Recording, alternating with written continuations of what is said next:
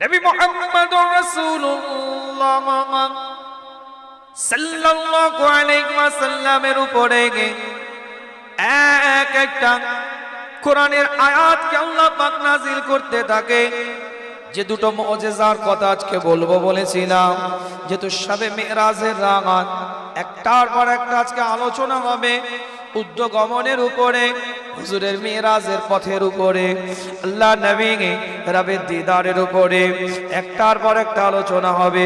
সিদরাতুল মুনতাহা থেকে হুজুরের রফরফে চাপার উপরে, বুরাকের উপরে, আল্লাহ রাসূলের ওই সওয়ার হওয়ার উপরে, সূরা বনী ইসরাঈল থেকে এক একটা ইবারতের ব্যাখ্যা দেব। কিন্তু আল্লাহ পাক আমার রাসূলকে যে মুজিজাটা দিলেন, এক নাম্বার যে মুজিজাটা দিয়েছেন সেটা হচ্ছে আল্লাহ পাকের আল কোরআন। এটা সেই কোরআনের মাহফিল। দিনকে খান থেকে চিনতে হবে, শরিয়তকে খান থেকে বুঝতে হবে, ইসলামের নীতি আদর্শকে এখান থেকে জানতে হবে। আল্লাহ পাক কোরআন দিয়ে এক একটা ইবারত দিয়ে জানিয়ে দেয়। কিতাবটা খুলে দেখেন, না বানওয়াটি আলোচনা আপনাদের খিদমতে নয়, এক একটা কথা আপনাদের খিদমতে বলে যায়। আমার আল্লাহ, আমার মাওলা, আমার পরওয়ারদিগার বেনিয়াজ এলান করে। সূরার নাম সূরাতুল আনফাল, ৮ নম্বর সূরার ২য় নম্বর আয়াতটা খুলে দেখেন। ইন্নামাল মুমিনুনা আল্লাযীনা ইযা যুকিরাল্লাহু উজিলাত আল্লাযীনা ইযা যুকিরাল্লাহু وجلت قلوبهم وإذا تليت عليهم آياته وزادتهم إيمانا وعلى ربهم يتوكلون।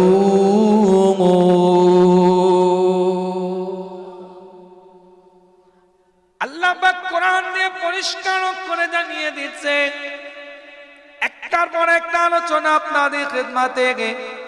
ইন্নামাল মুমিনুনা আল্লাযীনা ইযা যুকিরাল্লাহ, আল্লাহ কোরআন দিয়ে বলছে প্রকৃত মুমিনের পরিচয়টা কেমন হবে, প্রকৃত মুমিনের বৈশিষ্ট্যটা কেমন হবে, প্রকৃত ঈমানদারের বৈশিষ্ট্যটা কেমন হবে। টুপি আছে, দাড়ি আছে, জুব্বা আছে, পাগড়ি আছে, আলখাল্লা আছে, না না, এটা প্রকৃত মুমিনের বৈশিষ্ট্য নয়।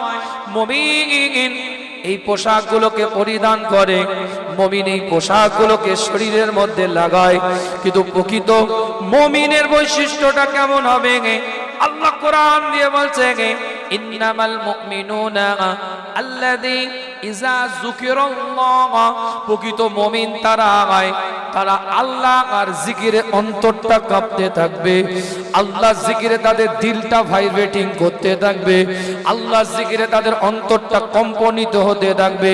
এখানে কোরআনের জিকির হবে, শরীয়তের জিকির হবে, আল্লাহ আল্লাহ রাসূলের জিকির হবে। কোন মুমিন আজকে এই সময় পাবজি খেলতে পারবে না, ফ্রি ফায়ার খেলতে পারবে না, ড্রিম 11 খেলতে পারবে না, রামি সার্কেল নিয়ে ব্যস্ত থাকতে পারবে না, ওটু বলে সফটওয়্যার জুয়ার গেমের সাথে যুক্ত থাকতে পারবে না। ক্যারাম বোর্ড নামক সফটওয়্যার জুয়া বেরিয়ে গিয়েছে, পিকটু নামক সফটওয়্যার জুয়া বেরিয়ে গেছে, লুডু, ক্যারাম বোর্ড, তাস সব সফটওয়্যার জুয়া হয়ে গিয়েছে। গোটা পৃথিবীময় জুয়া চলছে। যারা প্রকৃত মুমিন হবে, কোশ্চিন কালেও ওই মুমিনের পরিচয়টা এখানে আল্লাহ জিকির হবে, আল্লাহ জিকিরে মগ্ন মানুষ থাকবে। ওই রাস্তার উপরে নোংরা পরিবেশের সাথে লিপ্ত থাকতে পারবে না। প্রকৃত মুমিনের অন্তরটা কাঁপতে থাকবে, আল্লাহ জিকিরে কম্পনিত হতে থাকবে, ভাইব্রেটিং হতে থাকবে।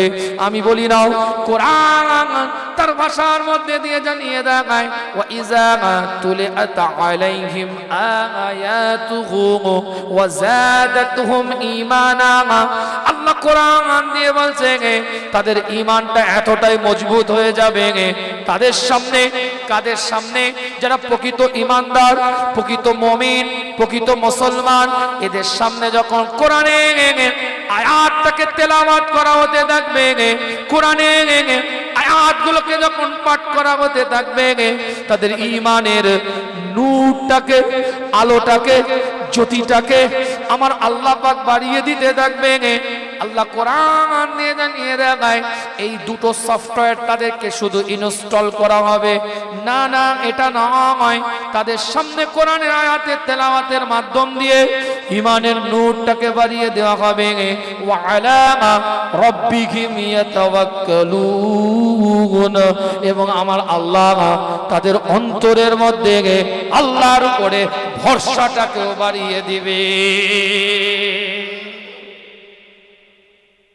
জোরে বলেন, যে কজন আছেন একটু বুক ঠুকে বললে বিরাট আওয়াজ হবে, একটু আওয়াজ দিয়ে বলেন না সুবহান।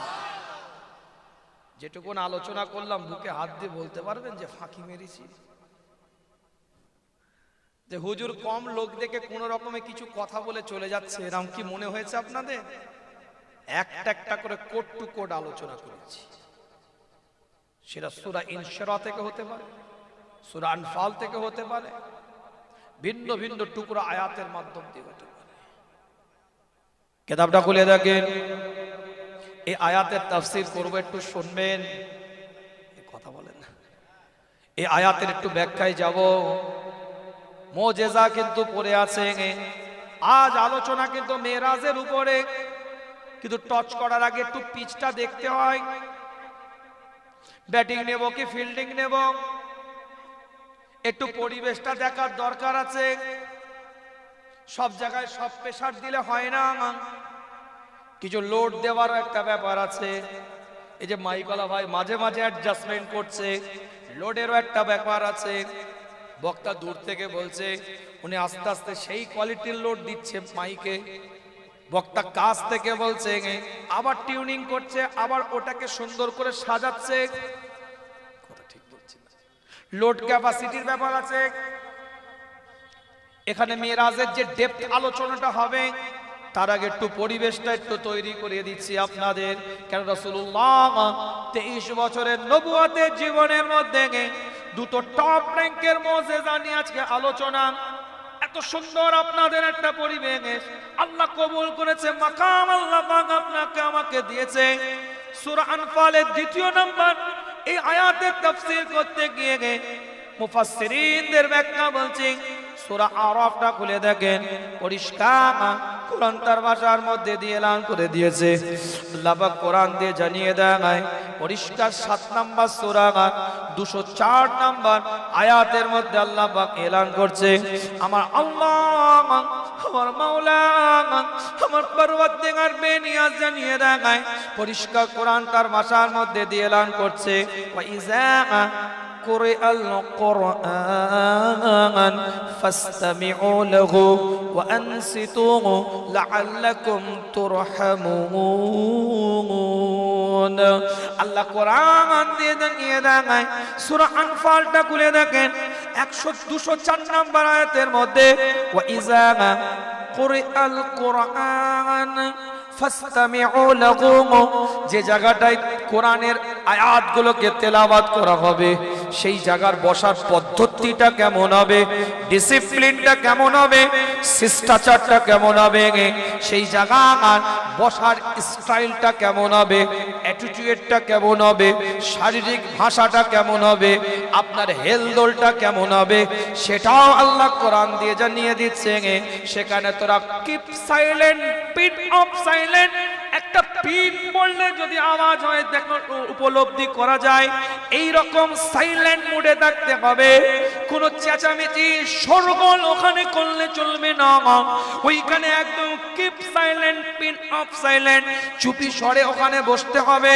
এবং তোরা আশা করতে পারিস, উম্মিদ করতে পারিস, আল্লাহ এখানে হুরফে তামান্নি ব্যবহার করেছে, উম্মিদ সূচক বাক্য পেশ করে আমার আল্লাহ আমার মাওলা আমার পরওয়ারদিগার বেনিয়াজ জানিয়ে দেয় তোরা আশা করতে পারিস, উম্মিদ করতে পারিস, আমি আল্লাহ তোদের উপরে রহমত গুলোকে বর্ষণ করছি।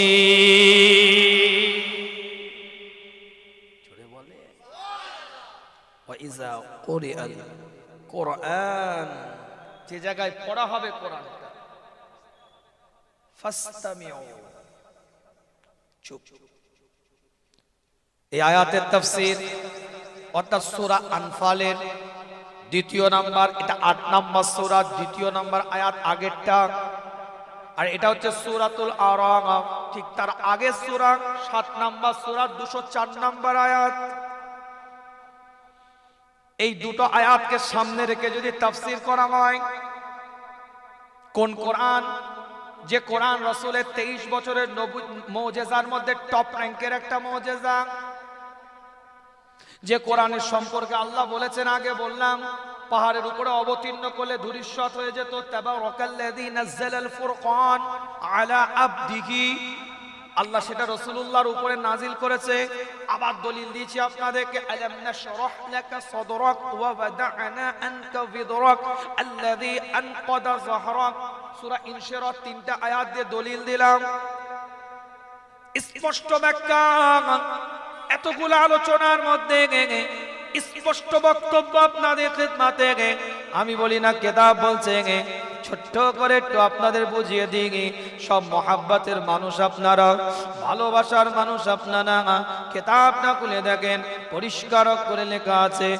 মুসনাদে আহমদটা খুলে দেখেন, দ্বিতীয় খণ্ড 341 নম্বর পৃষ্ঠা, পরিষ্কার করে হাইসামি মাজমাউল জাওয়াইদ 7 নম্বর খণ্ড 162 নম্বর পৃষ্ঠা, তাফসীর ইবনে কাসির দ্বিতীয় খণ্ড 282 নম্বর পৃষ্ঠা, মুসান্নিফে আব্দুর রাজ্জাক, এই সমস্ত কিতাবের মধ্যে এই হাদিসটাকে নেওয়া হয়েছে। আল্লাহ নবী মুহাম্মদুর রাসূলুল্লাহ সাল্লাল্লাহু আলাইহি ওয়াসাল্লাম জানিয়ে দেয়, মান ইসতামাআ ইলা আয়াতিন মিন কিতাবিল্লাহি তাআলা কুতিবা লাহু হাসানাতুন মুদআফাতু ওয়া মান তালাহা কানাত লাহু নূরান ইয়াওমাল কিয়ামাতি। আল্লাহ নবী মুহাম্মদুর রাসূলুল্লাহ সাল্লাল্লাহু আলাইহি ওয়াসাল্লাম জানিয়ে দেয়, মান ইসতামাআ ইলা আয়াতিন মিন কিতাবিল্লাহি তাআলা, আল্লাহ নবী আল্লাহ রাসূল জানিয়ে দেয়, পরিষ্কার করে লেখা আছে, যদি কোনো ব্যক্তি মান ইসতামাআ ইলা আয়াতিন মিন কিতাবিল্লাহি তাআলা, আল্লাহর কিতাব থেকে, কিতাবিল্লাহি তাআলা একটা কেবলমাত্র আয়াতকে যদি সে শ্রবণ করে, মান ইসতামাআ ইলা আয়াতিন মিন কিতাবিল্লাহি তাআলা, একটা আয়াতকে যদি সে শ্রবণ করে, একটা আয়াতকে যদি সে কর্ণপাত করে, একটা আয়াতকে যদি সে শুনে, আল্লাহ কোরআন দিয়ে বলছে, পরিষ্কার করে লেখা আছে, কুতিবা লাহু হাসানাতুম মুদআফাতু, আমার আল্লাহ পাক তার নামায় আমলে অধিক অনেক সওয়াব আল্লাহ পাক দান করে দিবে। জোরে বলে, ওমান তালাহা কানাত লাহু নূরান ইয়াওমাল কিয়ামাতি, যদি কেউ একটা আয়াতকে তেলাওয়াত করে, ওমান তালাহা কানাত লাহু, আল্লাহ রাসূল বলছে নূরান ইয়াওমাল কিয়ামাতি। আগের আয়াতের মধ্যে বুঝিয়েছি আপনাদেরকে, ওয়াজিলাত কুলুবুকুম ওয়া যাদাতুহুম ঈমানা ওয়া আলা রাব্বিহিম ইয়াতাওয়াক্কালুন। আল্লাহ পাক তাদের অন্তরে, তাফসীরের মধ্যে এসেছে, আকায়েদে নাসাফিটা খুলে দেখেন, আকায়েদে ফিকহুল আকবারটা খুলে দেখেন, ঈমান বাড়ে এটা নয়, ঈমানের আলোটা বাড়ে আর কমে। এখানে ডাইরেক্ট কোরআনের আয়াত দিয়ে বোঝানো হয়েছে ঈমানটা বেড়ে যায়, কিন্তু মুফাসসিরিনরা ব্যাখ্যা দিচ্ছে ঈমানের পাওয়ারটাকে আল্লাহ পাক বাড়িয়ে দেয়। কিভাবে বাড়ায় দেখেন, এখানে জালসার মধ্যে কত রকম আলো জ্বলছে, এটাকে হ্যালোজিন বলে, ওটাকে রাইস বলে, যেগুলো দেয়ালে জ্বলছে, ওখানে আপনার বোর্ড লাইটও জ্বলছে। আবার এমনও লাইট আছে যে লাইটটা আপনি ওই আপনার ওই মাইকওয়ালার ওই মেশিনের মধ্যে ইন্ডিকেটরের মতন জ্বলছে। সবই কিন্তু আলো, কিন্তু প্রত্যেকটা আলোর ফোকাস কিন্তু এক নয়। এখানে যে কটা মোবাইল দিয়ে অন রেকর্ড চলছে, লাইভ টেলিকাস্ট চলছে, সবই কিন্তু স্মার্টফোন, সবই কিন্তু মোবাইল অ্যান্ড্রয়েড সেট, কিন্তু প্রত্যেকটা মোবাইলের কিন্তু র্যাম এক নয়, হার্ড ডিস্ক এক নয়, তার প্রসেসর কিন্তু এক নয়। বাইক আপনারা ব্যবহার করেন, সময় সমস্ত বাইকের নাম আছে আলাদা আলাদা, কিন্তু সমস্ত বাইকের সিসিও কিন্তু আলাদা আলাদা। ঠিক ওই রকম টুপিওয়ালা, দাড়িওয়ালা, জুব্বাওয়ালা, পাগড়িওয়ালা, আচকানওয়ালা, আলখাল্লাওয়ালা আপনি দেখতে পাচ্ছেন সিজদাকারী পাঁচটা মুসল্লি ইমামকে ইক্তেদা করে মসজিদে মুয়াজ্জিন সহ দাঁড়িয়ে আছে। ইমামকে ইক্তেদা করে পাঁচটা মুসল্লি দাঁড়িয়ে আছে, কিন্তু পাঁচটা মুসল্লি ইমামকে ইক্তেদা করে সিজদা দিচ্ছে, কিন্তু পাঁচটা সিজদার কোয়ালিটি কিন্তু এক নয়, পাঁচটা রুকুর কোয়ালিটি কিন্তু এক নয়, পাঁচটা তাসবিহর কোয়ালিটি কিন্তু এক নয়, পাঁচটা নামাজের কোয়ালিটি কিন্তু এক নয়। ঠিক সবাই আমরা মুসলমান ইমানদার বলে নিজেকে দাবি করছি, কিন্তু ইমানের যে নূর, ইমানের যে পাওয়ার প্রত্যেকের সমান নয়। যার আমালি জিন্দেগি যত সুন্দর, তার ইমানের আলোটা, নূরটা, জ্যোতিটাও তত সুন্দর আমার আল্লাহ বানিয়ে দেয়। জোরে বলে, আর একটু জোরে বলা যাবে না? এখানে কত সুন্দরভাবে আল্লাহ বলছে দেখেন, ওয়াজিলাত কুলুবুহুম ওয়া ইযা তুলিআত আলাইহিম আয়াতুহু ওয়া যাদাতুহুম ঈমানাও ওয়া আলা রাব্বিহিম ইয়াতাওয়াক্কালুন। আমার আল্লাহ তাদের ঈমানের নূরটাকে বাড়িয়ে দেয়। আবার দলিল দিলাম কোরআন দিয়ে। কোথা থেকে? সূরা আরাফের 204 নাম্বার দিয়ে, যে ওই জায়গার পরিবেশটা কেমন হবে সেই আয়াতের তাফসীর করতে গিয়ে আবার হাদিস নিয়ে এসেছি আপনাদের খেদমতে। সুনানে দারামির হাদিস নিয়ে এসেছি, মাউজাউল জাওয়াইদের হাদিস নিয়ে এসেছি, মুসান্নিফে আব্দুর রাজ্জাকের হাদিস নিয়ে এসেছি। সেখানে বলা হচ্ছে মানিস্তামাআ ইলা আয়াতিন মিন কিতাবিল্লাহি তাআলা কুতিবা লাহু হাসানাতু মুদআফাতু। আল্লাহর তরফ থেকে তাদের উপরে অশেষ রহমত দান করে দেওয়া হয়, অধিক সওয়াব তাদেরকে দেওয়া হয়। কাদেরকে? যারা একটা কোরআনের আয়াতকে শ্রবণ করে। কি করছেন আপনারা এখানে? শুনছেন তো, পড়েন নে? শোনার জন্য আল্লাহ অধিক সওয়াব দান করবে। জোরে বলেন। আর আপনাদের ফজিলতের ওয়াজ করছি, আমার নয়। এর পরেরটা আমাকে বলছে ওমান তালাহা কানাত লাহু নূরান ইয়াউমাল কিয়ামাতি।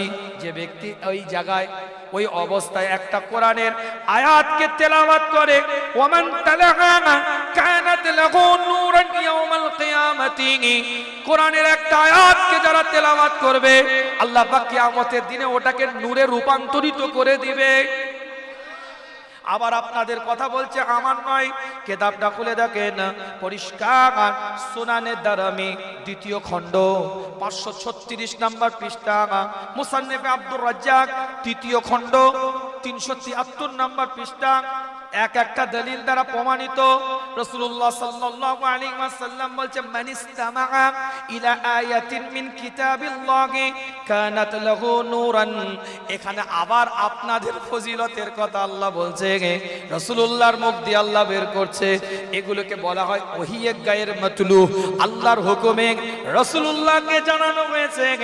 আল্লাহ নবী, আল্লাহ রাসূল কওলি ফেলি তাকরীরের মাধ্যমে মানুষকে জানিয়ে দিয়েছে আল্লাহ নবী, নবী মুহাম্মদুর রাসূলুল্লাহ সাল্লাল্লাহু আলাইহি ওয়াসাল্লাম জানিয়ে দেয়, আল্লাহ পাকে কোন বান্দা, আল্লাহ পাকে কোন বান্দি কোরআনের একটা আয়াতকে যদি ওই বান্দা, ওই বান্দিগুলো শ্রবণ করে, মানিস্তামাআ ইলা আয়াতিন মিন কিতাবিল্লাহি, একটা আয়াতকে যদি সে শ্রবণ করে, আল্লাহ রাসূল বলছে পরিষ্কার করে লেখা আছে কানাত লাহু নূরা, আল্লাহ পাক তাদেরকে ওই কিয়ামতের ময়দানে ওটা নূর দ্বারাই পরিণত করে দেয়।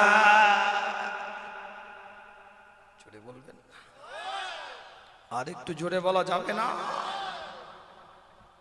আবার দলিল দিয়ে শোনেন, এক একটা পয়েন্টের উপরে আলোচনা আপনাদের খেদমাতে। কিতাবটা খুলে দেখেন, না বানোয়াটি আলোচনা আপনাদের খেদমাতে নয়, দলিল ভিত্তিক কথা। সুনানে দারামির হাদিস, আবার একাধিক হাদিস দ্বারা প্রমাণিত। ইন্নাল্লাযীনা ইয়াকরাউল কুরআনা লাহু আজরুন ওয়া ইন্নাল্লাযী ইয়াসতামিউ লাহু আজরানি। আল্লাহ নবী মুহাম্মদুর রাসূলুল্লাহ সাল্লাল্লাহু আলাইহি ওয়াসাল্লাম জানিয়ে দেয়, ইন্নাল্লাযী ইয়াকরাউল কুরআনা লাহু আজরুন, যে ব্যক্তি কোরআনের আয়াতগুলোকে তেলাওয়াত করে আল্লাহ তাদেরকে একটা করে পুরস্কার দেয়। যে ব্যক্তি কোরআনের আয়াতগুলোকে তেলাওয়াত করে আল্লাহ পাক তাদেরকে একটা করে পুরস্কার দেয়। ওয়া ইন্নাল্লাযী ইয়াসতামিউ লাহু আজরানি, যে ব্যক্তি কোরআনের আয়াতগুলোকে তেলাওয়াত শ্রবণ করতে থাকে তাদেরকে আল্লাহ দুটো করে পুরস্কার দিয়ে দেয়। বেরিয়ে যাচ্ছেন তো আপনারা, আমার কথা বোঝা যাচ্ছে না? এক একটা প্রমাণ আপনাদের খেদমতে, দলিলগুলো দিয়ে যায় আপনাদের খেদমতে। আল্লাহ নবী মুহাম্মদুর রাসূলুল্লাহ সাল্লাল্লাহু আলাইহি ওয়াসাল্লামের সাহাবা হযরত ওমর ইবনে খাত্তাব রাদিয়াল্লাহু তাআলা আনহু নিজের সন্তানকে শরীয়তের কথা বলে, দ্বীনের কথা বলে, ইসলামের কথা বলে, শরীয়তের রীতি আদর্শের কথাগুলো একটার পর একটা আলোচনা করতে থাকে। উমর ইবনে খাত্তাবের সন্তান আওয়াজগুলো হুজুরের ওই সাহাবা শুনতে থাকে। কেন আল্লাহ পাক কোরআন দিয়ে বলেছে, কু আনফুসাকুম ওয়া আহলিকুম নারা, নিজে বাঁচো, আহাল পরিবারদেরকে জাহান্নাম থেকে বাঁচাও। সেই উমর ইবনে খাত্তাব হুজুরের কওলিগুলো বলতে থাকে। আল্লাহ নবীর মুখ থেকে যেটা শুনেছে উমর ইবনে খাত্তাব সেগুলো বলতে থাকে। আল্লাহ নবীকে যে কর্মটা করতে দেখেছেন সেই কর্মটা দেখার পরে সাহাবায়ে কেরাম হুজুর ওমর ইবনে খাত্তাব সন্তানদেরকে বোঝাতে থাকে, হুজুরের ফি'লি আমলগুলোকে বোঝাতে থাকে। আল্লাহ নবী মুহাম্মদুর রাসূলুল্লাহ সাল্লাল্লাহু আলাইহি ওয়াসাল্লামের সামনে কোনো কর্ম করা হয়েছে কিন্তু হুজুর নিষেধ করেন না, আবার নিজেও করেন নাই। এগুলো উসুলে হাদিসের ভাষায় বলা হয়েছে তাকরিরি। এই তাকরিরি হাদিসগুলো বলতে থাকে কিন্তু ওমর ইবনে খাত্তাব রাদিয়াল্লাহু তাআলা আনহু তার সন্তানের দিকে লক্ষ্য করে দেখেন একটু অন্য মনস্ক অবস্থায় আছে, অ্যাটেনশনের অভাব আছে, সক্রিয়তা বোধের অভাব আছে, মনোযোগের একটু অভাব আছে। উলাঙ্গার তলোয়ারটা বের করেছে, ঘর থেকে বের করে দিয়েছে, যাও ঘর থেকে বেরিয়ে যাও। রাসূলুল্লাহর হাদিস বলছি তুই আগার মাগার করবি, মুস্তাফার হাদিস বলছি তুই অ্যাটেনশনের অভাব থাকবে, সক্রিয়তা বোধের অভাব থাকবে, মনোযোগের অভাব থাকবে। ঘর থেকে বের করে দিয়েছে। উমর ইবনে খাত্তাব রাদিয়াল্লাহু তাআলা আনহু তার সন্তান সিদ্দিক আকবর রাদিয়াল্লাহু তাআলা আনহুর কাছে গিয়েছেন। সেই যুগে হযরত আবু বকর সিদ্দিক রাসূলুল্লাহ সাল্লাল্লাহু আলাইহি ওয়াসাল্লামের ইন্তেকালের পরে 2.5 বছর তিনি রাষ্ট্রীয় শাসন ব্যবস্থা পরিচালনা করেছিলেন। রাষ্ট্রনায়ক, রাষ্ট্রপ্রধান হযরত আবু বকর সিদ্দিক রাদিয়াল্লাহু তাআলা আনহুর কাছে গিয়েছে, বলে আব্বা ঘর থেকে আমাকে বার করে দিয়েছে। হযরত আবু বকর সিদ্দিক বলে অপরাধটা কি তোমার?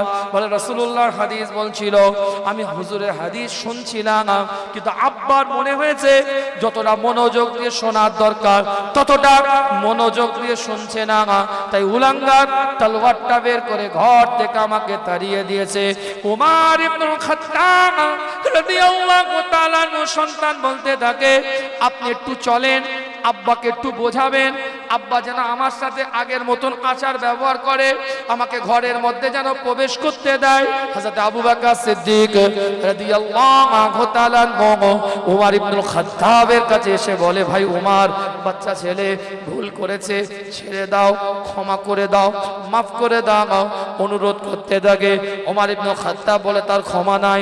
রাসূলুল্লাহর হাদিস বলছে আগার মাগার করবে কেন, অন্যমনস্ক হয়ে যাবে কেন? উমর ইবনে খাত্তাবের দিকে লক্ষ্য করে হযরত আবু বকর সিদ্দিক রাদিয়াল্লাহু তাআলা আনহু আওয়াজ দিয়ে বলতে থাকে, ভাই উমর একটু ক্ষমা করে দাও, ভাই একটু মাফ করে দাও। উমর ইবনে খাত্তাবকে বারবার যখন সিদ্দিক আকবর রাদিয়াল্লাহু তাআলা অনুরোধ করে, উমর ইবনে খাত্তাব সেদিনে বলেছিল, ভাই উমর আবু বকর তুমি আমাকে এসে বোঝাচ্ছ, কিন্তু আজ যদি আমি উমর ইবনে খাত্তাবের জায়গায় তুমি যদি থাকতে তুমি আমার সাথে কি তার সাথে কি তুমি আচরণ করতে। হযরত আবু বকর ওমর ইবনে খাত্তাবের দিকে লক্ষ্য করে আওয়াজ দিয়ে সেদিনে বলেছিল, ওমর আজকে তোমাকে বোঝাতে এসে আমি আবু বকর বড় প্রশ্নের সামনে দাঁড়িয়ে গেলাম। আজ যদি তোমার জায়গায় আমি আবু বকর আর থাকতাম, রাসূলুল্লাহর হাদিস বলছি, সরকারে কায়নাতের হাদিস বলছি, মদিনার দুলালের হাদিস বলছি, ইমামুল মুরসালিনের হাদিস বলছি, ইমামুল হুদার হাদিস বলছি, হাবিব লবিব তাবিব সাহিবুল জুদ ওয়াল কারামের হাদিসগুলোকে বর্ণনা করছি, আর আমার সন্তান আগার মাগার করছে, অন্য মনস্ক হয়ে আছে। এটা যদি আমি আবু বকর আমার বুঝার মধ্যে থাকতো, আমি যদি ওই জায়গায় থাকতাম, তুমি তো উলাঙ্গার তলোয়ারটা বের করেছো, ঘর থেকে তাকে তাড়িয়ে দিয়েছো, আমি আবু বকর ওই উলাঙ্গার তলোয়ারটা দিয়ে তার ধর থেকে গর্দানটাকে আলাদা করে দিতাম। কি বলছে বুঝতে পারছে? ওমর তুমি নবীর হাদিস বলছিলে, তোমার মনে হয়েছে তোমার বাচ্চা যতটা অ্যাক্টিভ সক্রিয় থাকার দরকার, শোনার ক্ষেত্রে অ্যাটেনশন থাকার দরকার, ততটা মনোযোগী নয়। এটা উপলব্ধি করে তুমি তোমার সন্তানকে ঘর থেকে উলাঙ্গার তলোয়ার দেখিয়ে বের করে দিয়েছো। আজ যদি আমি আবু বকর তোমার জায়গায় থাকতাম, ওই উলাঙ্গার তলোয়ারটা বের করে তার ধর থেকে গর্দানটা আলাদা করে দিতাম। রাসূলুল্লাহর হাদিস বলছি, তুই অন্য মনস্ক? সাহস আছে? ফজরের নামাজ তো আপনি পড়তে যান, বাচ্চাটাকে বলে নিয়ে যাওয়ার সাহস আছে? রাত 2:30 পর্যন্ত তো হোয়াটসঅ্যাপে চ্যাট করেছে, মেসেঞ্জারে ভিডিও কলিং করেছে। আপনার বাচ্চা রাস্তার উপরে আজ দাঁড়িয়ে আছে, হাতটা ধরে এনে বসাতে পারবে? আমার কথাটা কি বুঝতে পারছেন? পারতেন। যদি আটা খামির অবস্থায় গোল করলে গোল হয়, চৌকো করলে চৌকো হয়, টেরা বেঁকা লম্বা যা করবেন তাই হবে। ওটা ভেজে ফেললে, সেঁকে ফেললে সেটার আকার আর পরিবর্তন করা সম্ভবপর নয়। ওই একটা বয়সে তাকে করা যেত যে বয়সে আঙুলটা ধরে হাতটা ধরে কোরআন শেখাবার দরকার ছিল, সেই বয়সটাই ডিসপ্যারেট করে দিয়েছে। কথা ঠিক বলছি না? সেই বয়সটাই লাগামহীন করে দিয়েছেন, সেই বয়সটাই লাই দিয়ে মাথায় তুলে ফেলেছেন। আজ ল্যাটাইট ঘুটিয়ে লাভ নেই, সেই যুগে সেই সময় ল্যাটাইটটা হাতে রাখা দরকার ছিল। রাগ করবেন না আমার কথায়, অতি বাস্তব কথা বলছি আপনাদের খিদমতে। হযরত বড় পীর আব্দুল কাদের জিলানী রাহমাতুল্লাহ আলাইহি বাগদাদের জমিনে কাদেরিয়া তরিকতের ইমাম, তানার মজলিসে বাপের হাতটা ধরে ছোট্ট একটা বাচ্চা বড় পীর আব্দুল কাদের জিলানী রাহমাতুল্লাহ আলাইহির কোরআনের মাহফিলে, শরিয়াতের মাহফিলে, দিনের মাহফিলে, ইসলামের মাহফিলে, আল্লাহ আল্লাহ রাসূলকে চেনার জানার বোঝার মাহফিলে টুকটুক করে গিয়ে বসতো। ছোট্ট বাচ্চাটা ইলমে লাদুন্নির ফায়েজ পেয়েছে, ইত্তেহাদি ফায়েজ পেয়েছে। বড় পীর আব্দুল কাদের জিলানী রাহমাতুল্লাহ আলাইহির মজলিসে বসে থাকা ছোট্ট বাচ্চাটা একদিন পৃথিবীর মানুষের কাছে ভাইরাল ব্যক্তিত্ব হয়ে গিয়েছে। কোন ইন্টারনেট, ইউটিউব, সোশ্যাল মিডিয়াতে তাকে ভাইরাল করেনি, কোন ইউটিউবার তাকে ভাইরাল করেনি, কোন ফেসবুক চ্যানেল তাকে ভাইরাল করে নাই, কোন মিডিয়া তাকে ভাইরাল করে নাই। সালাউদ্দিন আইয়ুবী গোটা পৃথিবীতে আজ ভাইরাল, মানুষ এক বাক্যে তার নামটা জানে। যিনি ইসলামের প্রথম কিবলা বাইতুল মুকাদ্দাসকে ফাতহ করেছিলেন, তিনি অন্য কেউ নয়, তিনি হচ্ছেন সালাউদ্দিন আইয়ুবী, যার প্রাথমিক জীবনটা বড় পীর আব্দুল কাদের জিলানীর মজলিস থেকে তৈরি হয়েছে। আমার আল্লাহ তাকে পরবর্তীতে মাকাম দান করে দিয়েছে। কথা বুঝতে পারছেন?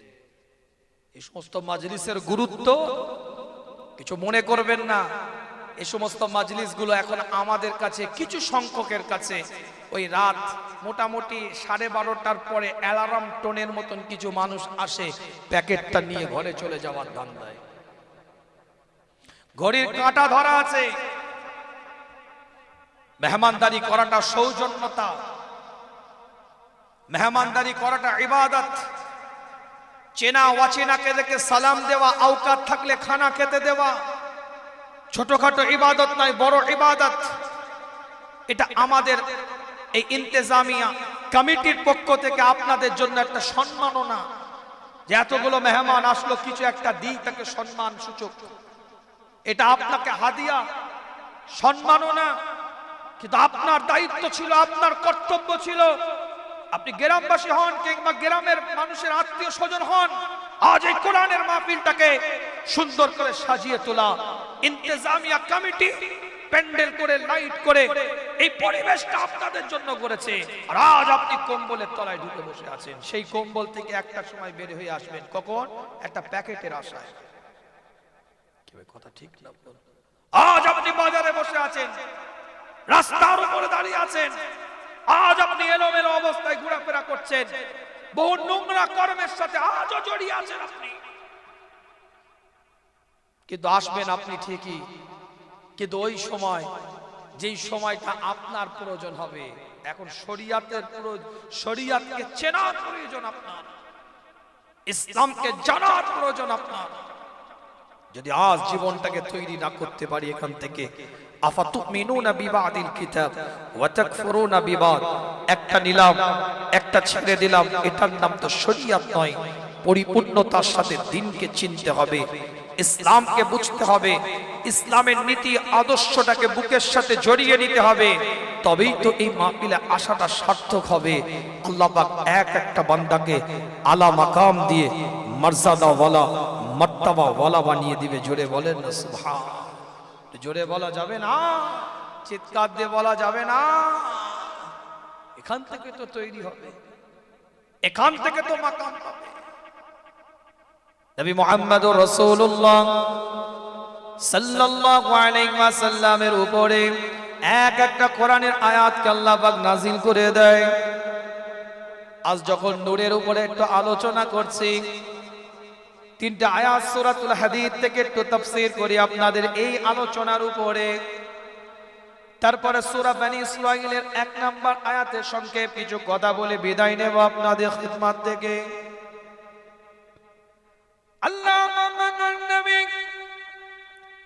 নবী মুহাম্মদুর রাসূলুল্লাহ সাল্লাল্লাহু আলাইহি ওয়াসাল্লামের উপরে এক একটা কোরআনের আয়াত আল্লাহ পাক নাযিল করে দিয়েছে। সেটা সূরাতুল আনফাল হতে পারে, সূরাতুল আরাফ হতে পারে, একাধিক সূরার দ্বারা আল্লাহ পাক জানিয়ে দিয়েছে। নূর উপরে আলোচনা করছিলাম, আয়াতগুলো নূরে রূপান্তরিত হবে, মাকাম আল্লাহ পাক দিয়ে দিবে, মর্যাদা আল্লাহ পাক দিয়ে দিবে, মার্তাবা আমার আল্লাহ, আমার মাওলা, আমার পরওয়ারদিগার বেনিয়াজ দিয়ে দিবে। রাসূলুল্লাহর হাদিস দ্বারাও বুঝিয়েছি, শ্রবণকারী ব্যক্তিদেরকেও কিয়ামতের দিনে নূর দেওয়া হবে। সেই কিয়ামতে কেমন নূর দেওয়া হবে একটু ব্যাখ্যা করি আপনাদেরকে। আলোচনা বোঝা গেছে তো নাকি? নূর দেওয়া হবে যারা কোরআনের আয়াত শুনবে, নূরে রূপান্তরিত করা হবে, হাদিয়া নজরানা তাদেরকে গিফট দেওয়া হবে নূরের দ্বারা আয়াতগুলোকে। এই আলোচনা হচ্ছিল তো নাকি? যে তেলাওয়াত করবে তাদেরকেও দেওয়া হবে, যে তেলাওয়াত শুনবে তাদেরকেও দেওয়া হবে। কেমন নূর দেওয়া হবে আল্লাহ কোরআন দিয়ে তার ভাষার মধ্যে দিয়ে জানিয়ে দিচ্ছে। সূরার নাম সূরাতুল হাদীদ, এটা 57 নাম্বার সূরা, 12 নাম্বার আয়াতটা খুলে দেখেন। আল্লাহ পাক কোরআন দিয়ে জানিয়ে দেয়, ইয়াউমা তারাল মুমিনিনা ওয়াল মুমিনাতি ইয়াসআ নূরুহুম বাইনা আইদিহিম ওয়া বিআইমানিহিম বুশরাকুমুল ইয়াউম জান্নাতুন তাজরি মিন তাহতিহাল আনহারু খালিদিনা ফিহা যালিকা ওয়াল ফাওজুল আযীম।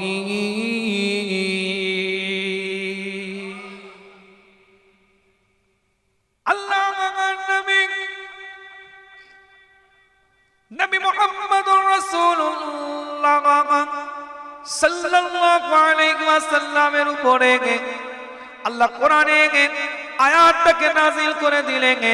ইয়াউমা তারাল মুমিনিনা ওয়াল মুমিনাত, আল্লাহ রাসূলের উপরে আয়াত নাযিল হয়ে গেল।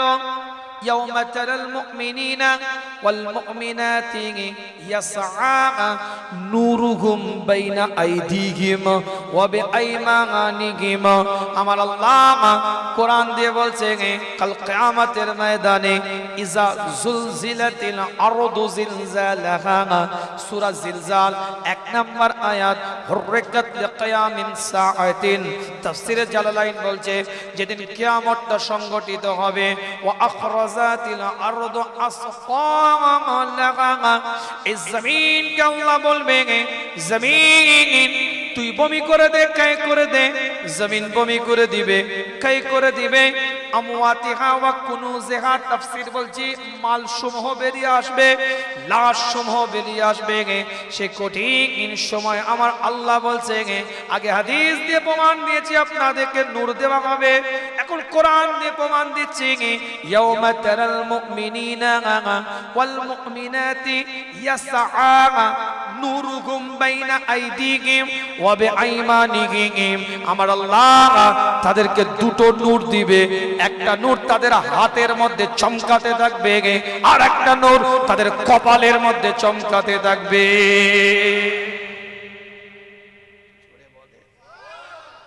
একটু সাথ দেন।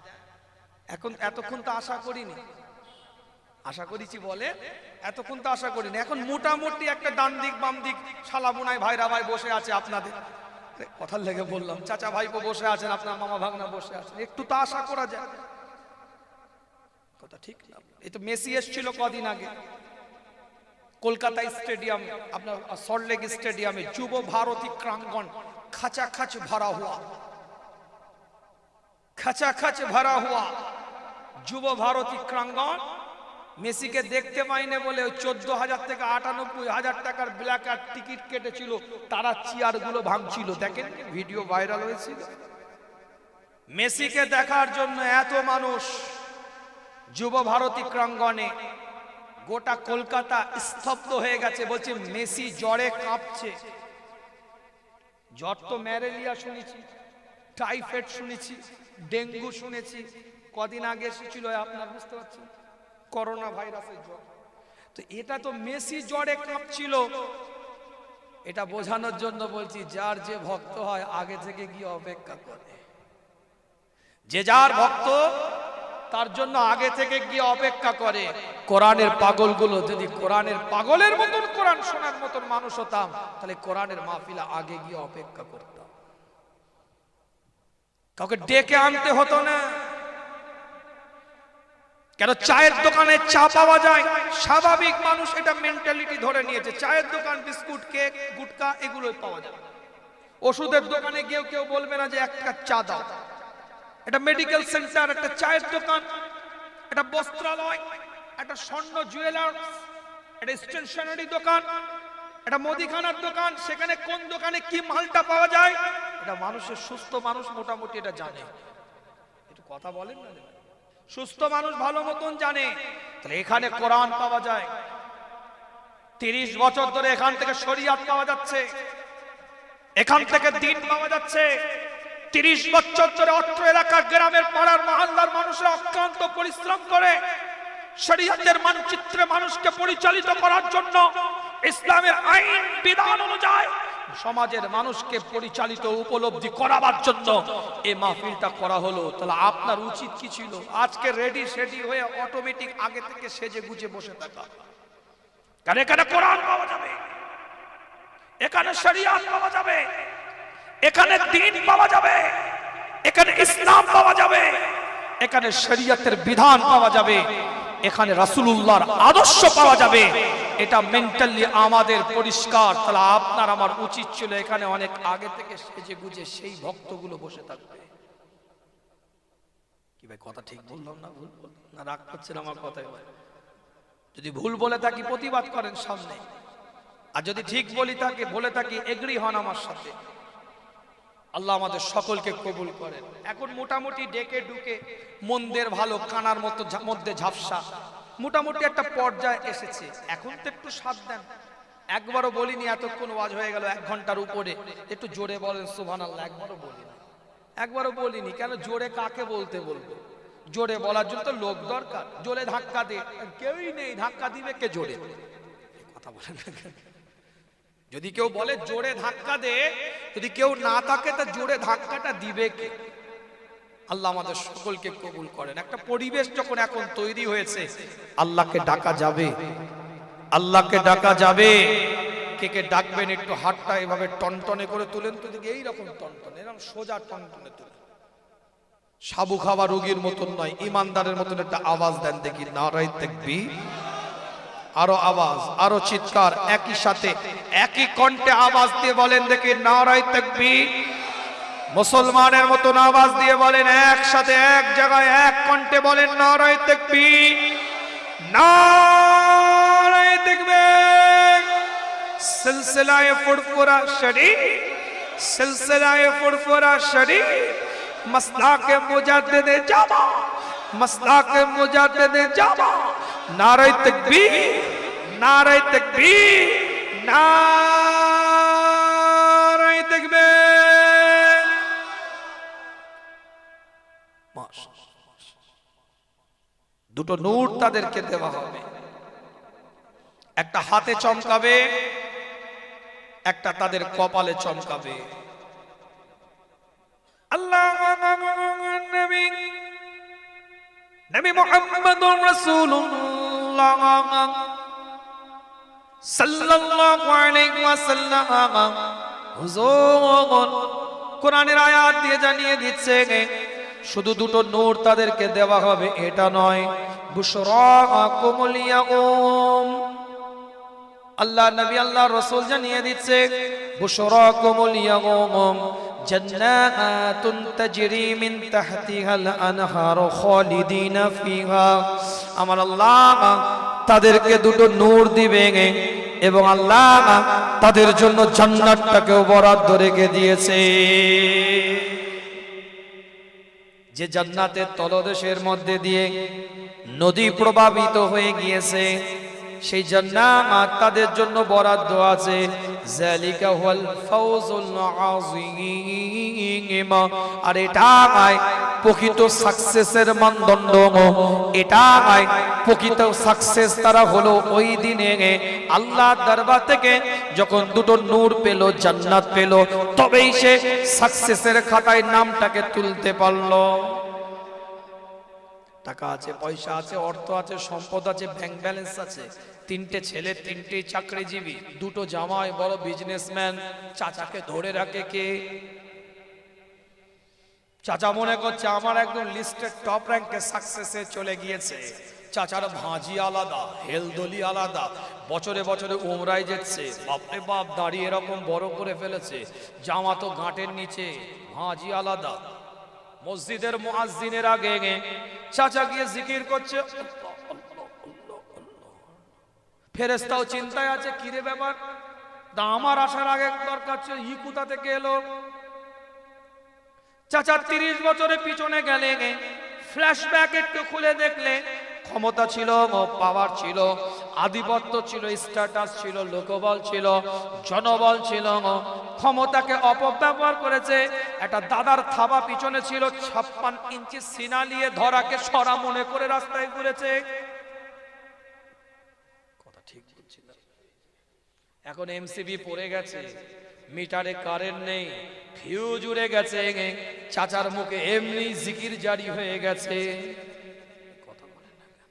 লড়বড় করছে। যখন চাচার সুটান ছিল, ওরে বাপরে বাপ, যত রকম ফুটো আছে সব ফুটো দিয়ে কথা বেরোতো, মুখ দিয়ে শুধু নয়। এই কথা বলে না কেন? রাগ করছেন? ছেলে মানুষ করেছে, জামাই তৈরি করেছে, মেয়েদের ভালো জায়গায় বিয়ে দিয়েছে, পরিবার সুন্দর অবস্থায় চলছে। চাচা মনে করছে ভাইয়ের 2 কাঠা সম্পত্তি নিজের নামে রেকর্ড করে মহান কাজ করে ফেলেছে। ক্ষমতা পাওয়ার দেখিয়ে প্রতিবেশীর হক নষ্ট করে বিরাট সাকসেস হয়ে গেছে।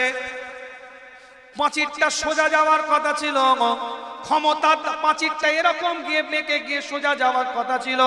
ক্ষমতার দাপটে 2 হাত জায়গা প্রতিবেশীর জোর করে নিজের পাঁচিরের মধ্যে নিয়ে নিয়েছে। চাচা মনে করছে আমি সাকসেস হয়ে গেছি। কথা বলে না বুঝছেন নাকি? কথাগুলো বোঝা যাচ্ছে কিছু? আল্লাহ বলছেন না, প্রকৃত সাকসেসের মানদণ্ড এটা নয়। প্রকৃত সাকসেসের মানদণ্ড তোমার হাতে যেদিনে নূর দিয়ে দিবে আমার আল্লাহ। ইয়াসআ নূরুকুম বাইনা আইদিহিম ওয়া বিআইমানিহিম। চাচার ব্যবসার টাকা ছিল, কিছু টাকা লাগিয়ে চাকরি পাইয়ে দিয়েছে ছেলেকে, মনে করছে আমি সাকসেস হয়ে গেছি। না, কোরআন বলছে তুমি সাকসেস হও না হয়, তুমি ফটকাবাজি লাইনে এখনো আছো, তুমি চিটিংবাজি লাইনে এখনো আছো। সাকসেস তাহলে কখন তুমি হবে? সাকসেসের মানদণ্ড কখন তুমি পাবে? সাকসেসের খাতা কখন তোমার হাতের মধ্যে আসবে? আল্লাহ কোরআন দিয়ে বলছে ইয়াসআ নূরুহুম বাইনা আইদিহিম ওয়া বিআইমানিহিম বুশরাকুমুল ইয়াউম জান্নাতুন তাজরি মিন তাহতিহাল আনহারু খালিদিনা ফিহা যালিকা ওয়াল ফাওজুল আযীম। সাকসেস তখন হবে যখন হাতেও নূর থাকবে, কপালেও নূর থাকবে, জান্নাত তোমার হয়ে যাবে, তখনই তুমি সাকসেসের মানদণ্ডে পৌঁছে যাবে। জোরে বলেন, আরো আওয়াজ দিয়ে বলেন, চিৎকার দিয়ে বলেন। আমার আলোচনা বোঝা যাচ্ছে? যারা এখন ঢুকেছেন তারা বুঝবেন না, যারা প্রথম থেকে আছে তারা মুখ আমি চিনি। অনুরোধ করব, বুঝতে না পারলে অন রেকর্ড চলছে, একটু শুনে নেবেন কি বিষয় নিয়ে কথা বলছি আর কোন বিষয়ে গিয়ে আলোচনা শেষ করব। ইতি টানার আগে একটু ফাস্ট আলোচনা করছি, সময় স্বল্পতা।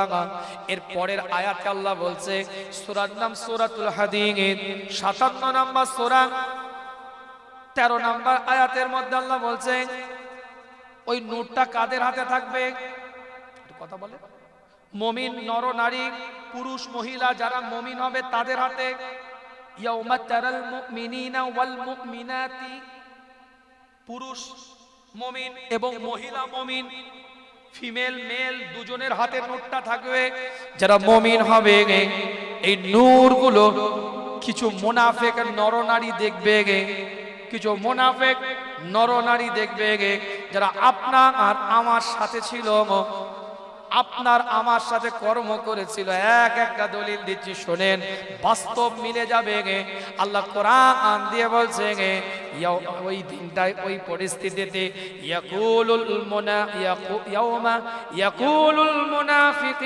মুনাফিকুনা ওয়াল মুনাফিকাতু للذين آمنوا انظروا نقتبس من نوركم قيل ارجعوا وراءكم فالتمسوا نورا فضرب بينهم بسور له باب باطنه فيه رحمة وظاهره من قبله العذاب.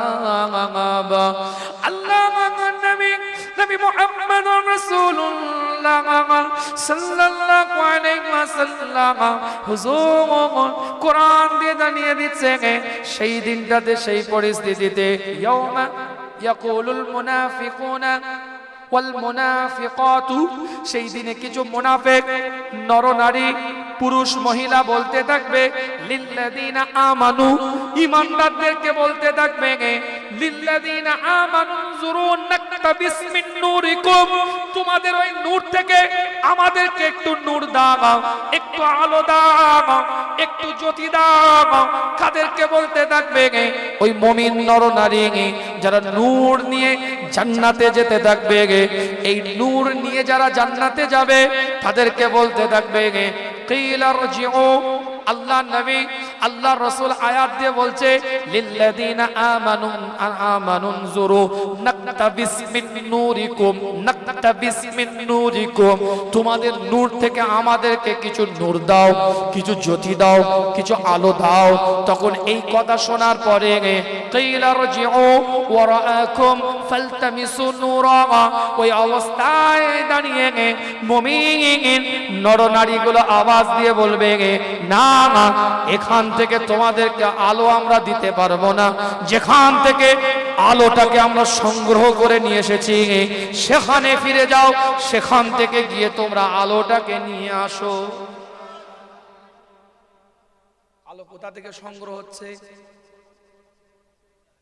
ওই আয়াতে চলে যেতে হবে আবার পেছনে, আমার কথাটা বুঝতে হবে, ফাসতামিউ লাহু, ওই ব্যাখ্যায় চলে যেতে হবে। দুনিয়াতে আলো সংগ্রহ করেছে, আরো পরিষ্কার উদাহরণ দিচ্ছি আপনাদেরকে, আরো সুন্দরভাবে বুঝিয়ে দিচ্ছি আপনাদেরকে, আরো ব্যাখ্যা দিয়ে বুঝিয়ে দিই। আলো দেখতে পাচ্ছেন? কি আলো? কি আলো? সবাই এই কথা বলবেন, কিন্তু আদেও কি এটা মোবাইলের আলো? এই মোবাইল যদি 20% নিচে চার্জ চলে যায়, আপনাকে সিগন্যাল দেয় যে আমি আর পাচ্ছি না, বিরাট আমার শরীরে কষ্ট হচ্ছে, এটা তো বুঝাই না কি রে বাবা, একটু আমাকে খেতে দাও, অর্থাৎ আমাকে ইউএসবি কর্ডের মাধ্যমে টাইপ সি হোক আর টাইপ 2 হোক, আমাকে জ্যাকে গুঁজে 220-তে আপনি চার্জ দাও, আমি যখন একটু খেতে পাবো, এনার্জি লেভেলটা আমার হাই হবে, তবে আমি স্পিডে তোমার সাথে থাকতে পারবো। তাহলে আপনার ওই মোবাইলে ওই জায়গা থেকে আপনার 220 ভোল্টে গেল, 220টা কোন জায়গায়? 440 সাথে লাগানো আছে। 440টা কোথায়? 11,000টা কোথায়? 33,000 ভোল্টে আছে। 33,000 ভোল্টটা কোন জায়গায়?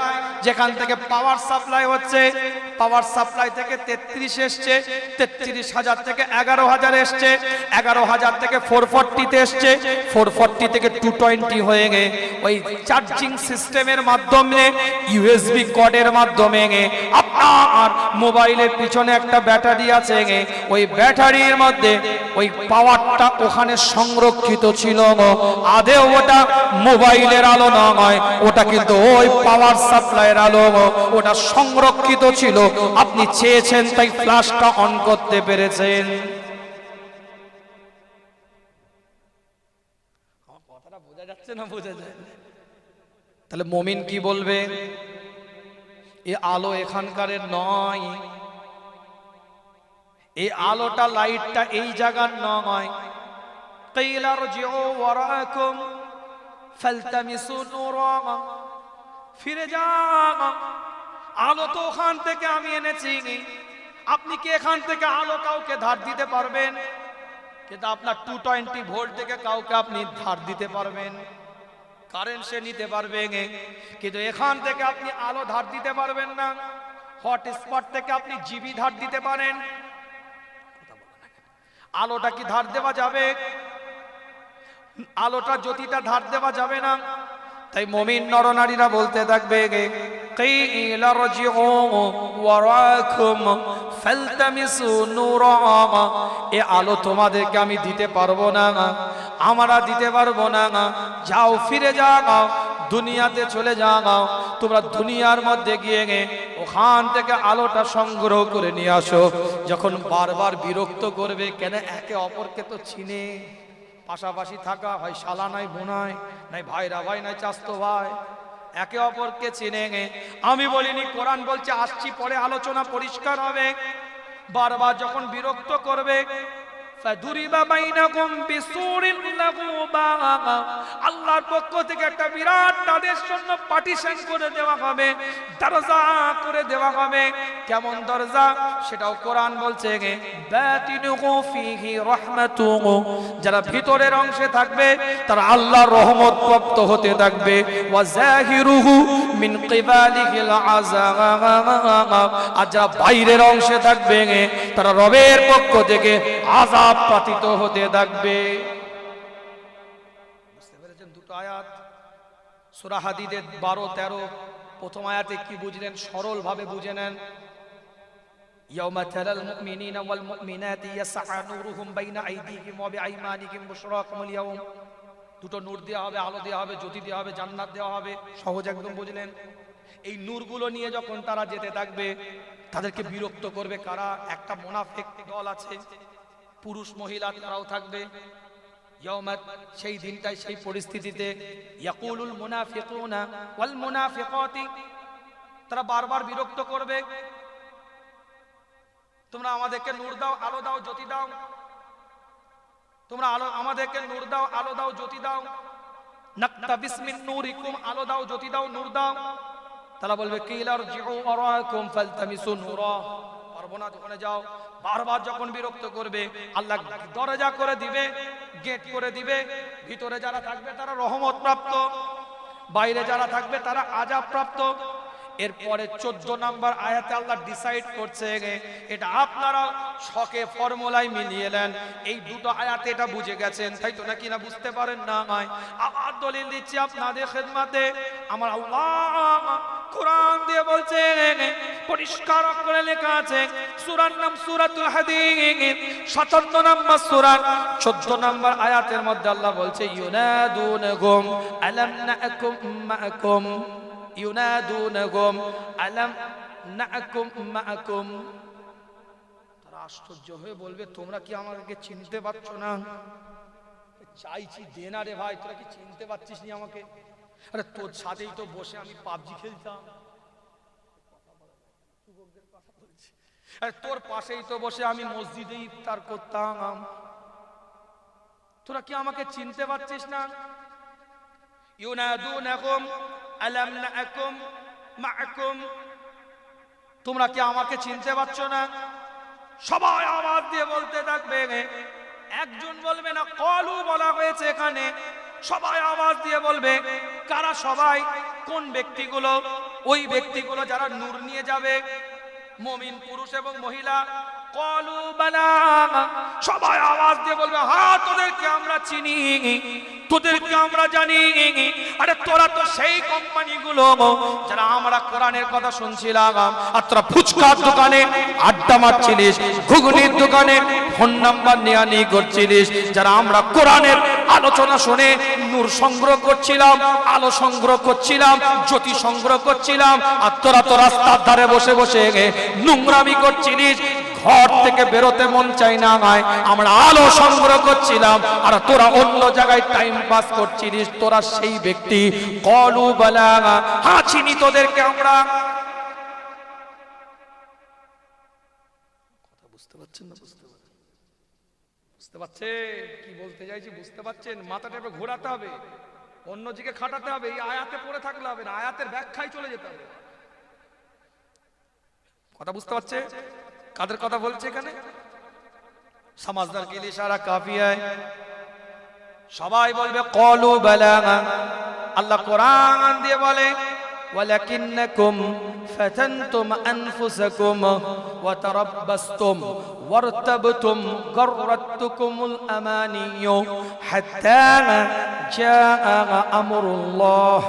আল্লাহ নবী মুহাম্মদ রাসূলুল্লাহ সাল্লাল্লাহু আলাইহি ওয়াসাল্লামের উপরে একটা ইবারত এসে যায়, হুজুর জানিয়ে দিচ্ছে, তারা সবাই বলবে, হ্যাঁ তোদেরকে জানি, কিন্তু তোমরা নিজেরাই তো নিজেদের জন্য বিপদগ্রস্ত হয়েছো। তোমরা তো নিজেরাই নিজেদের জন্য বিপদগ্রস্ত হয়েছো। তোমরা প্রতীক্ষা করেছিলে, সন্দেহ পোষণ করেছিলে এবং অপেক্ষা করেছিলে, আমাদেরকে মহাচ্ছন্ন করে রেখেছিলে আল্লাহর হুকুম আসা পর্যন্ত। আর মহাপ্রতারক তোমাদেরকে প্রতারিত করেছিল আল্লাহ সম্পর্কে, অর্থাৎ গাফেল তোমাদেরকে বানিয়ে রেখেছিল কিছু প্রতারকেরা। তাই তোমরা আজকে এই অবস্থায় পড়ে আছো। গাফেল কে বানিয়েছে? শয়তান তাদেরকে বানিয়ে রেখেছে। তোমাদেরকে চিনি, তোমরা তোমাদের নিজেদের ক্ষতি নিজেরা করেছো, তোমরা নিজেদেরকে নিজেরা প্রতারিত করেছো, দূরে সরে গিয়েছিলে, গাফেল হয়েছিলে, তাই তোমাদের এই অবস্থা। সব চেনার পরেও নূর তোমাদেরকে দিতে পারবো না, আলো তোমাদেরকে দিতে পারবো না, কেননা এই আলো দুনিয়া থেকে সংগ্রহ করে আমরা নিয়ে এসেছি, রবের দরবারে আজকে দাঁড়িয়েছি। তাই আমার আল্লাহ আজ আমাদেরকে মাকাম দিয়ে জান্নাতি বানিয়ে দিয়েছে। বুঝা গেল? আল্লাহ আমাদের সকলকে কবুল করেন। সকলে বলেন আমিন। একটু জোরে বলা যাবে না আমিন? চিৎকার দিয়ে বলা যাবে না আমিন? তাহলে 1 নম্বর মুজিজা আল কোরআন, এটার বিষয়ে আলোচনা করতে গিয়ে এই জায়গায় আসলাম। হুজুরের নবুয়তের জীবনে সব থেকে বড় আরেকটা মুজিজা আল কোরআনের পরে উদ্ধগমনের রাত, মেরাজের রাত, আল্লাহ রসুলের দিদার রবের সাথে সূরা নাজমের মধ্যে বিস্তারিত ব্যাখ্যা আছে, আমি সেদিকে যাব না, সংক্ষেপ একটু আপনাদের খেদমাতে বলে দেব, আর কিছু নয়। সূরা বনী ইসরাঈল থেকে একটু তথ্য নিয়ে কথা বলে আপনাদের খেদমাত থেকে বিদায় নেব। কিতাবটা খুলে দেখেন, পরিষ্কার কোরআন তার ভাষার মধ্যে দিয়ে বর্ণনা করে, সুবহানাল্লাযী আসরা বিআবদিহি লাইলাম মিনাল মাসজিদিল হারামি ইলাল মাসজিদিল আকসাল্লাযী বারাকনা হাওলাহু লিনুরিয়াহু মিন আয়াতিনা ইন্নাহু হুয়াস সামিউল বাসীর। আল্লাহ কোরআন দিয়ে জানিয়ে দেয়, সুবহানাল্লাযী আসরা বিআবদিহি লাইলাম মিনাল মাসজিদিল হারাম ইলাল মাসজিদিল আকসাল্লাযী বারাকনা হাওলাহু। আল্লাহ ডাইরেক্ট কোরআন দিয়ে বলছে, আমার রাসূল যাইনা আয় পাক হ্যায় ও জাত, পবিত্র ওই স্রষ্টা যিনি তার বান্দাকে ঊর্ধ্বগমনে বাইতুল মুকাদ্দাস থেকে সিদরাত বাইতুল মুকাদ্দাস পর্যন্ত বাইতুল্লাহ থেকে নিয়ে গিয়েছেন এবং সিদরাতুল মুনতাহা অতিক্রম করে রবে দিদারে নিয়ে গিয়েছেন। তিনি হচ্ছেন পবিত্র ওই স্রষ্টা। রব নিয়ে গেছে। প্রথমে আল্লাহ ইশকালকে বন্ধ করে দিলেন, তোদের বক্তব্য নেই, মন্তব্য নেই, কমেন্ট করার কোনো জায়গা নয়। কেন নবী নিজে দাবি করেনি যে আমি গিয়েছি, আমি আল্লাহ নিয়ে গিয়েছি। রাসূল দাবি করেনি যে আমি গিয়েছি, আল্লাহ বলছে আমি নিয়ে গিয়েছি। লড়াই আমার সাথে করে, কথা ঠিক না। এখানে যদি আপনার বাড়িতে কেউ আসে, আপনার ভাই বললেন ওকে কেন নিয়ে এসেছিস, হ্যাঁ তুমি এখানে এসছো, বলে আমার সাথে কথা বলেন, আমাকে নিয়ে এসেছি, বলে আমার সাথে কথা বলো, আমি নিয়ে এসেছি, তুই বেশি বুঝবি। স্বাভাবিক তো এটা হয় নাকি রে বাবা?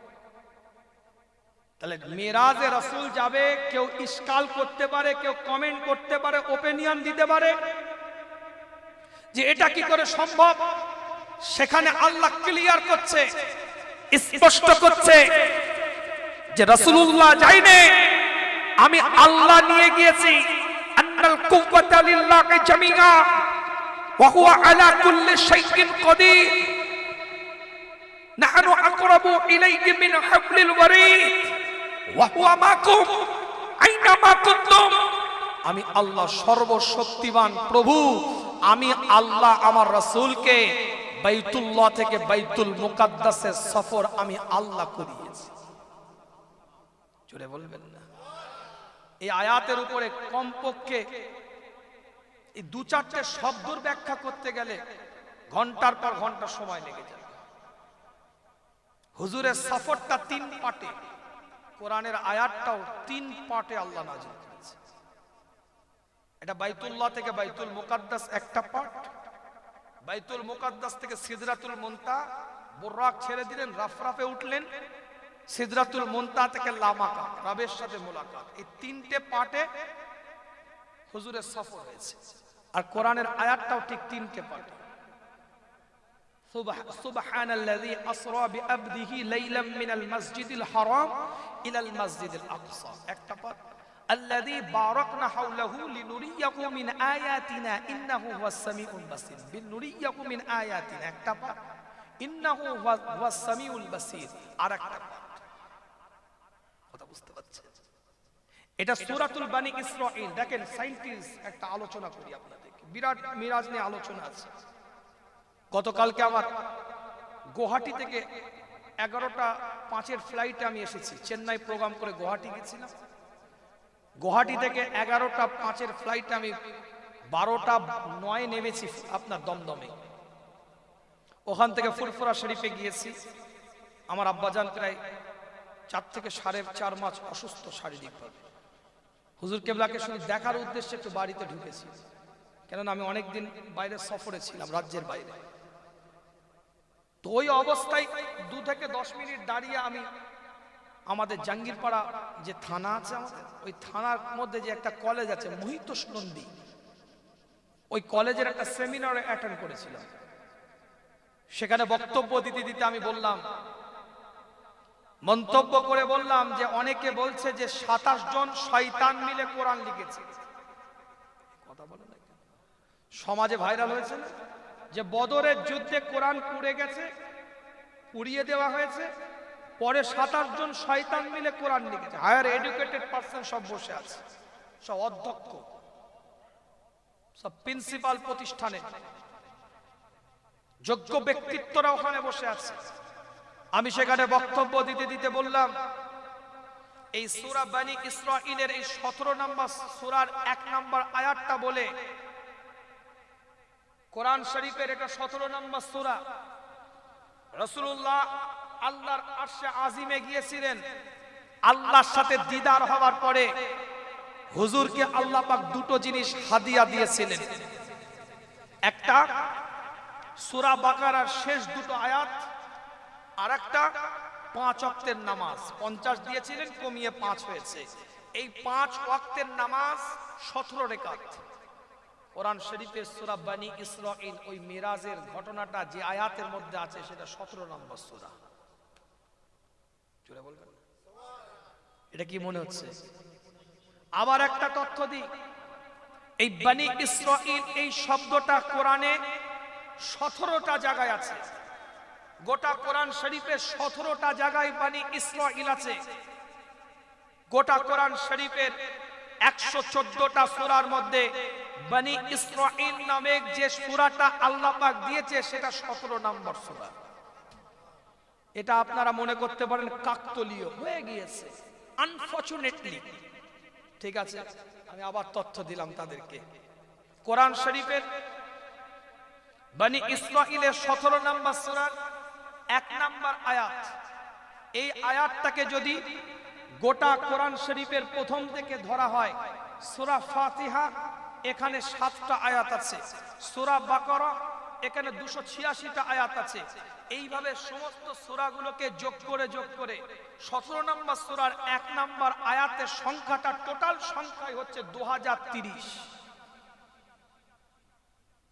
এর আগে এইখানে যে আল্লাহ হারাম শব্দ ব্যবহার করেছেন, বাইতুল্লাহর কথা বলতে গিয়ে হারাম ব্যবহার করেছেন, এর আগে যেই জায়গায় আমার আল্লাহ হারাম শব্দ ব্যবহার করেছেন সেটা হচ্ছে সূরা তাওবা 9 নম্বর সূরার 28 নম্বর আয়াত।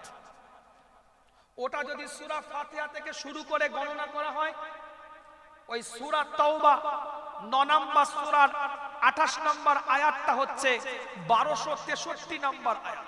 টোটাল সংখ্যা এই 1263 মাইনাস 2030 ইকুয়াল 767। কতটা বোঝাতে পারছি না? বোঝাতে পারছি।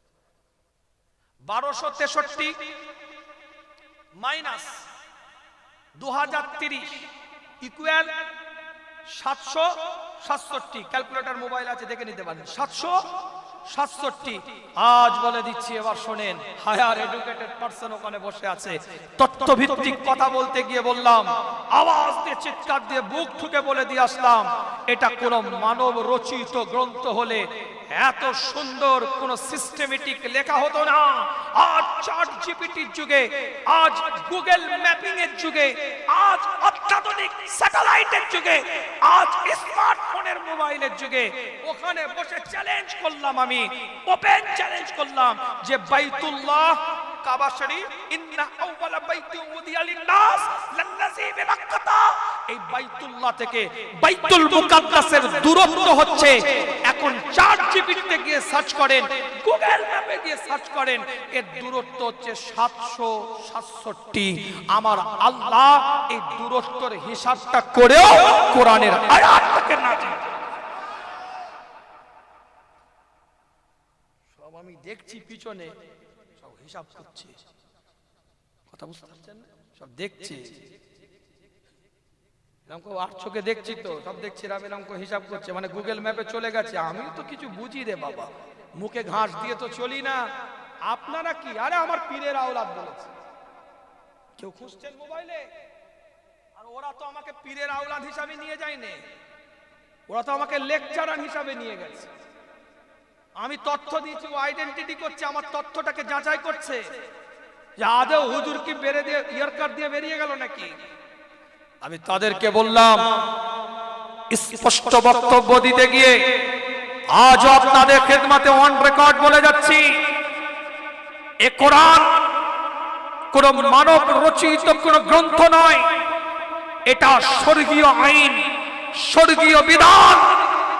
আজ আপনি গুগলে সার্চ করে দেখেন, তাহলে গুগলকে কেস করো, কেন রাইটারের নাম ভুল লেখা হচ্ছে, কেন সেখানে যিনি লেখক তার নাম ভুল লেখা হচ্ছে, আল কোরআনের লেখককে এটা যদি প্রশ্ন করা হয় আপনার গুগল আপনাকে বলবে এটা স্বর্গীয় বিধান, স্বর্গীয় আইন, আল্লাহর প্রদত্ত শরিয়তের হুকুম।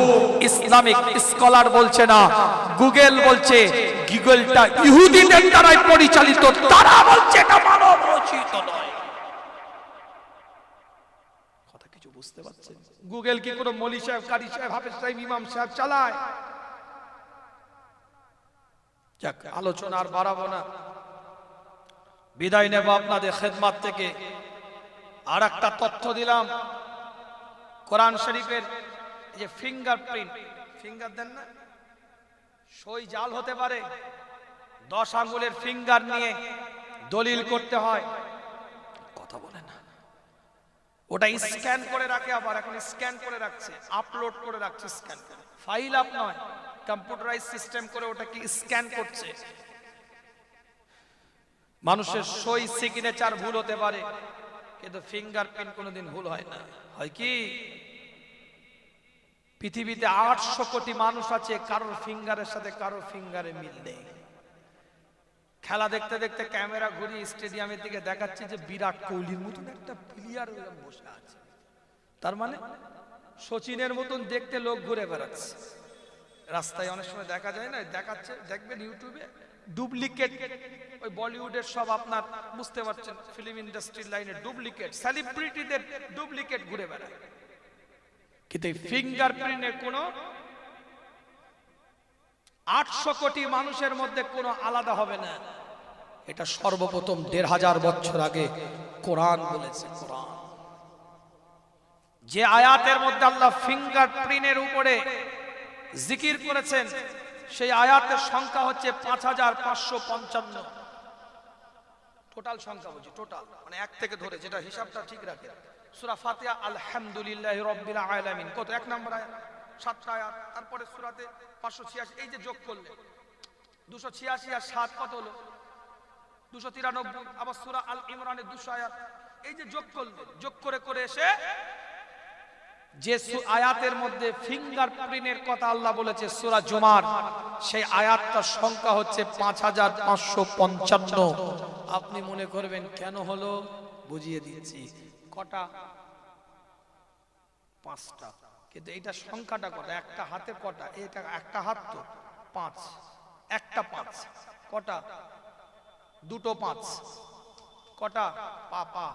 পায়ের 5টা আঙ্গুল কটা? 3টে 5 কটা? 4টে 5। সংখ্যা কটা? আরে কথা বলেন, আরে 20 যোগ করলে 20, 5 5 করে ধরলে 4টে 5। আয়াতটা কত নাম্বার এসছে? 5555। কটা 5? কটা 5? 4টে 5। 5555, 4টে 5। আপনার শরীরে 20টা আঙ্গুল, 4টে 5। আমার আল্লাহ পাক ফিঙ্গারপ্রিন্টের আয়াত যেখানে দিয়েছেন সেটাও 5555। এটা মানব রচিত গ্রন্থ নয়, এটা আল্লাহ প্রদত্ত স্বর্গীয় আইন। জোরে বলেন।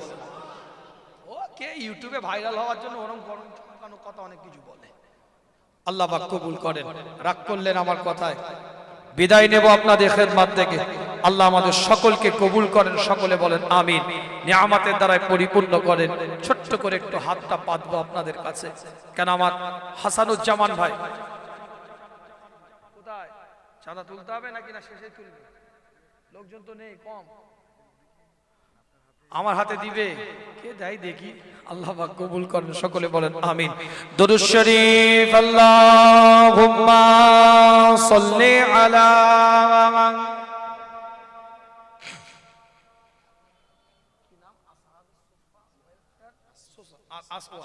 আসুফা ওয়েলফেয়ার।